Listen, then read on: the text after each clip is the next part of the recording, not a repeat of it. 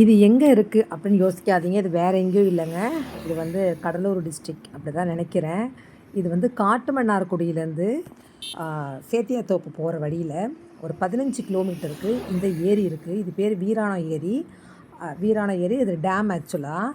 இது வந்து அவ்வளோ சூப்பராக இருக்குது. இது சிதம்பரம் நியர்பை உள்ளவங்க இதை வந்து போய் பாருங்கள். ஆக்சுவலாக நான் பிறந்து வளர்ந்ததெல்லாம் சிதம்பரம் தாங்க. ஆனால் எனக்கு இந்த மாதிரி ஒரு வீராணம் டேம் இருக்குதுன்னு தெரியும். இந்த மாதிரி வியூவில் ஒரு 15 கிலோமீட்டர் கவர் பண்ணி ஒரு ஆறு இருக்கும் அப்படின்னு எனக்கு சத்தியமாக தெரியல.